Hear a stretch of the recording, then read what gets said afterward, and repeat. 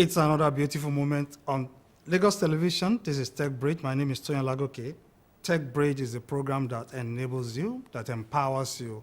It's a platform where we showcase all manner of products and services. It is a platform that helps you to come to terms with the new development in the world. And you can't do without TECHBRIDGE. You can't do without technology as well. So we have made this platform available for you. Let's go on a short break, then we'll be back.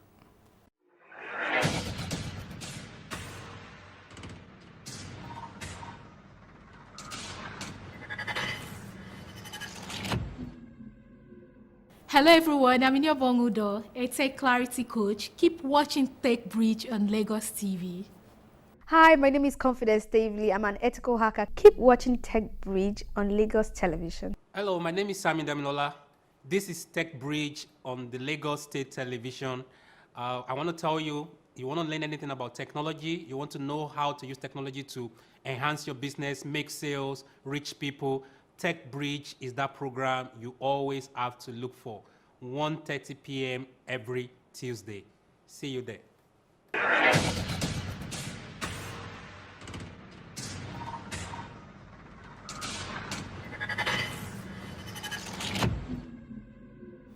Yeah, we are back from the break, and today I have a guest in the house, an engineer for that matter, somebody who has been a champion trying to see how election can be better. So I have Engineer Steve Adegbola in the house. Engineer, you're welcome. Thank you very much. You're welcome.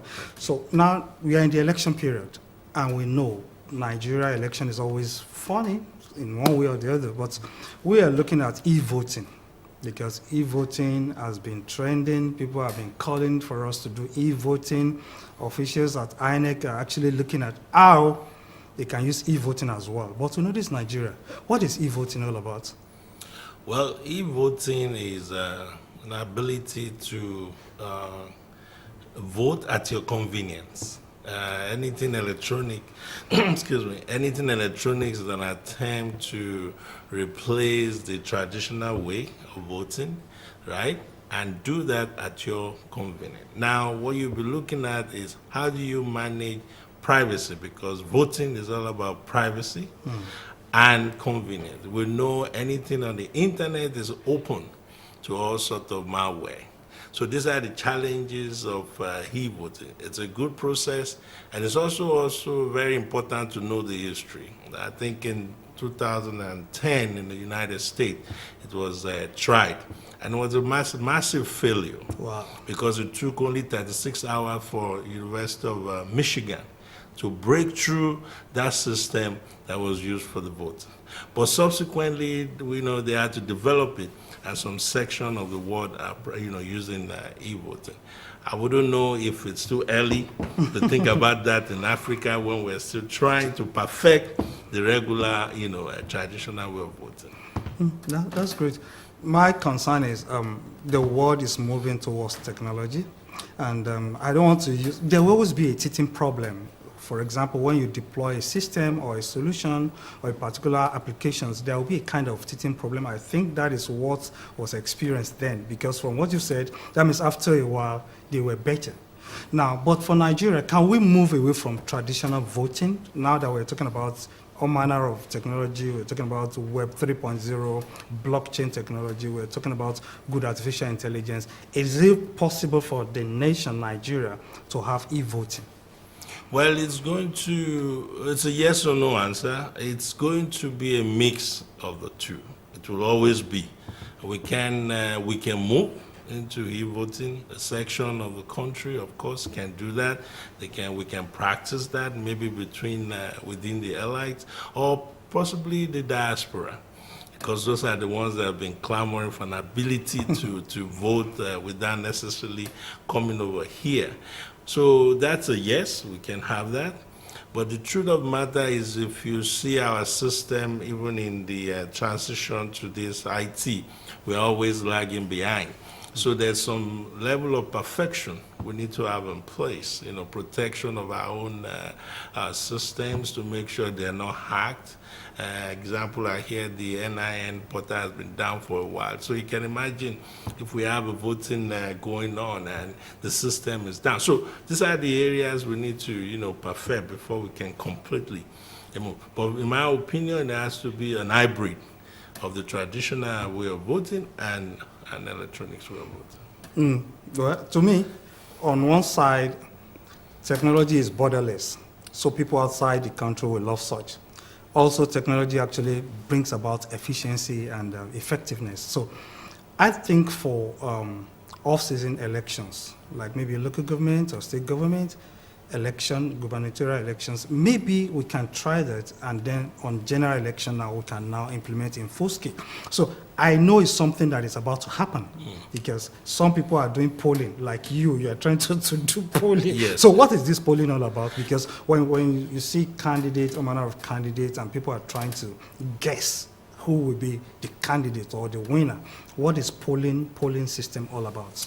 So, I mean, this is a type of, report out you see maybe in the Western world when major candidates are, contesting, election, and you see their rating possibly on a daily basis or wherever there is an incident or there's something of significance.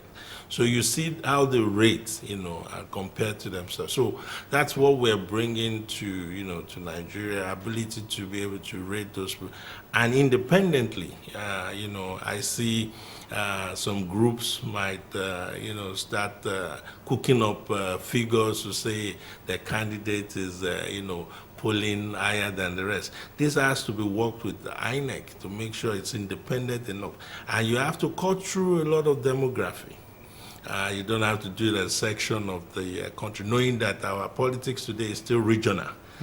You don't go polling only in the east or in the west and looking at a candidate that is from there. Of course, you'll get high polling. So polling is a way to start to bring in, things like e-voting, because if you start to see how candidates are performing on social media, especially since we're all driving towards that, then you know what the outcome might be at the end. Well, I'm still trying to grab the fact that polling can be a kind of trend that can show who will win, but that thing is debatable. Some people will tell you no matter what you do on social media, it doesn't count. When the election comes, we do it the way it should be done. And average Nigerians are not really concerned about techie per se. So if you're talking about polling now, well, it may be a trial, it may be a kind of test to see how, because the developed world, they believe that when they do polling, at least it speaks volume. But here, I'm still trying to see how that can work. Are you sure it will not be manipulated? How can I trust that system? The same way you look at e-voting that we just talked about. Are we sure it's not going to be manipulated? Is it not going to be hacked? Is it not going to be affected by bias? But like we said, and I agree, it's a step in the right direction. We must see how these people are polling in events or questions asked. It's something that must happen. I'll tell you, of course, in the United States, you know what happened during Trump's election, where he was polling behind, but at the end, he ended up winning the election. But the polling is, if it's done properly, it's a fact in people's face, so that this could fight against all the fake news that's everywhere. If you poll it very well with the backing of the independent Electoral Commission and make sure you're cutting across good demography, you can have some facts in place. Mind you, that doesn't eventually say, well, that's what's going to happen anyway. Things can change in politics.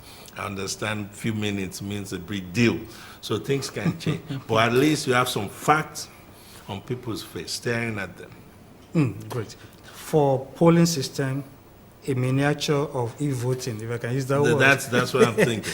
Now, the system, is it going to be in the cloud? Is it going to be a kind of server staying with some set of people? Because that will equally contribute to how people will embrace this. So is the system, the solution, going to be cloud-based? Is it going to be on-premise, as in server residing in a particular place? What kind of system is it? So the system we're bringing, of course, is going to be a cloud. It's run by a company that's done it in America and Europe for years, and their system is well protected. The data is also well protected. How we're going to get the questionnaires to people definitely will be through their phones, like SMS. They open it and they click questions, simple questions, 3.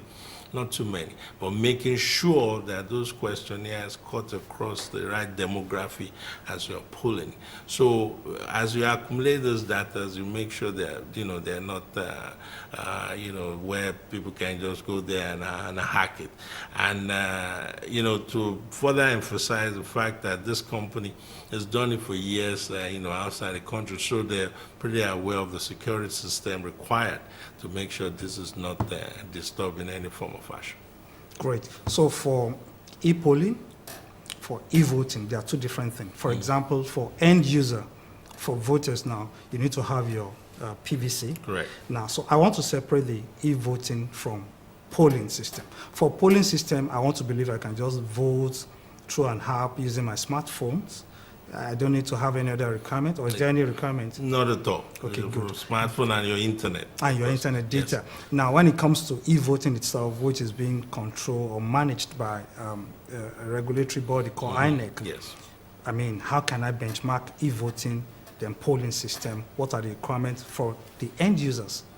No, if you need to vote for the e-voting system, which we're looking at in country, there will be a process. The process, of course, will still be accredited through your PVC, even though that could be online.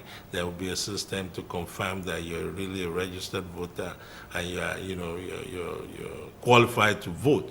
So there will be a requirement in place to check you in to eventually vote, which is how it's done everywhere else in the world.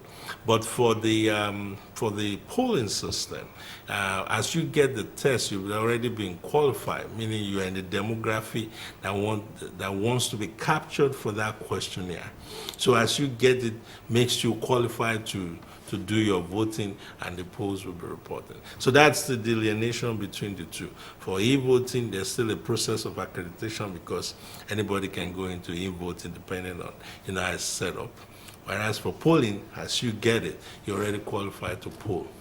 Now, let's compare the results. If I need to compare the results, because that's where the main thing is, collation of results. Yes. For e-voting, of course, you have representative by each parties.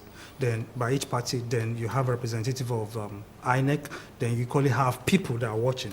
So now, collating results of e-voting, you may want to talk about that. And also for polling. Polling is just opinion polls. Correct. Yeah, which Correct. people just decide to say, let's see who may likely be the next winners. Yes. So how do you collate on polling? How do you collate on e-voting? So it's a little bit different. So for e-voting, definitely there will be a human-machine interface where the agents of these parties will see what is coming in, right there. Whereas in polling system, it's left in the hands of the polling company. Now, the key thing is to make sure the polling company is independent enough to be able to give the fact. Whereas on the e-voting, there are a lot of people that are going to work, especially the agents. There will be a process to confirm that that vote is valid and which box is going. So that's the delineation I can see between the two. One is left in the hands of the people that are organizing it solely, but the trust is there that yes, they will give you a fact. The other one needs a lot of verification by people that are representing each of those parties. Now, if you compare the recent election, off-season election, both in Ekiti and Osun State, you discover that there are some elements, there's some technology that were used, BPAS and other stuff. So it's just like we're testing water. What can you say about that and taking it further by INEC? So it's good. I mean, that's an example of a step in the right direction. You have to test in small pace of, samples, which is the election that was done in Osun over there, and there was a big success. I think that's why the group is going further to, partner with INEC for the general election. So the such success is a proof that we can expand in this area of electronics way of voting. Well, I will still draw back on, I will talk more on e-voting. So how fraud-proof is the server? Because some time ago, this thing was tested in a smaller measure, but there was a contestation. There were debates that there was server, there's no server, server disappeared. Now, if we need to try e-voting, maybe for 2023 or for subsequent one, how fraud-proof are these systems, are these e-voting platform? So for being fraud-proof or malware attack-proof, virus-proof, these are the typical things you see in, internet of doing business, and this is one of them. And like I said, putting this on the internet is sacrificing a lot of privacy for convenience. So there must be a balance there. To a large extent, these things has to be tested. And we also have to trust our system, such that we need to trust ourselves as well. Yes, if we don't trust our system, nobody will believe it. Nobody will trust it. I can tell you for what we saw in the United States election, where for the very first time was open to the world that there could be some sort of rigging going on in the electoral process. Now, if you want to ask me, is that the first time? I don't think so. It's just because the people have trusted the system enough to let it run. And trust me, if you trust the system, it will run itself. It will clean itself. That's how digital systems are like. Gradually, when you start to use Windows, if Windows 1 is okay, you won't have Windows 10, 15, 20 today. But because you trust Windows 1, you used it. Then the developers say, oh, there's some problem, we'll give you Windows 2, Windows 3. But you need to trust it first. So that's one area that we Nigerians that are calling for this convenience will have to sacrifice. In some cases, it might not go your way, right? But you must trust that electronic system to work for itself, to cleanse itself. So it will happen. Just that we have to keep going, and we have to keep perfecting it. Yeah, well, I'm just happy because of what will eventually happen, because it is save cost. If we are going on e-voting, it will be so convenient for people to vote easily by any means. It will save us the cost of spending so much on printing, because I can't imagine when you have large number of participants, candidates or aspirants whatsoever, trying to be part of the election, and you have volumes of paper, and the people needs to check around which one. Sometimes they get lost. So my concern, my point is that electronic voting will sort out all this issue. It will save us the cost, it will save us the time, it will produce timely report as well. Now, let me quickly find out from you, the people in diaspora they have been advocating. They have been advocating that, if possible, they want to be part of the election, whether by tradition or by electronic voting. What is your advice before we round up? Well, of course, we need to capture the people in the diaspora, knowing fully well that for some reason they are, properly informed. They're in the Western world, which is where we all, working towards those. So you feel with their vote or their intent, it will change a lot of things, right? That's one. So they should be captured. It's unfortunate that even this coming election, I don't think there's a provision for them. But I'm sure, that will be captured. And also, I quickly need to add that when you start e-voting, the caliber of votes of people voting will also change a little bit. There's been a lot of concern that, someone going to the local government area and going grassroots. There's that word grassroots. Yeah, grassroots, yeah. Yeah, we can't continue to call grass for too long. We have to be mowing grass. So the type of people you get through, it could be, you in suit, you're lying on your bed and you can conveniently do it. So it will change the perspective, and somebody it might tilt the space, the political space in the country. All right, Engineer Steve, I think we will have version 2 of this discussion because we have to go, but we want to appreciate you for coming on this platform, TechBridge, and I'm sure the next time we come, you will, of course, obliged to be here. Viewers, let's quickly go on a short break, then we'll be back.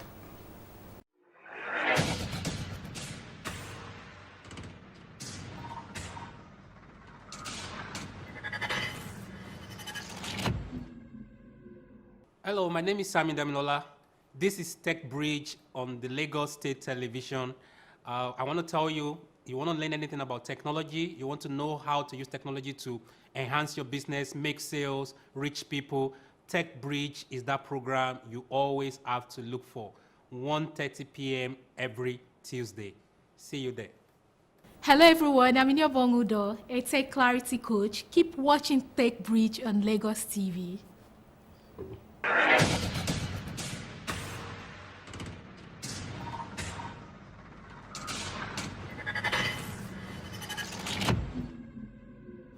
Well, welcome back from that commercial break. We've been talking about e-voting, and the guest engineer, Steve, has told us that e-voting is the way to go, and we have no other option. So we do this over and over as we approach the election. So join me next Tuesday at 1:30, and you'll be glad. So you can do a little bit of research on our platform, YouTube, Facebook, and Twitter, TechBridge LTV, and we'll be glad that you're there. My name is Tony Lagukim. Bye for now.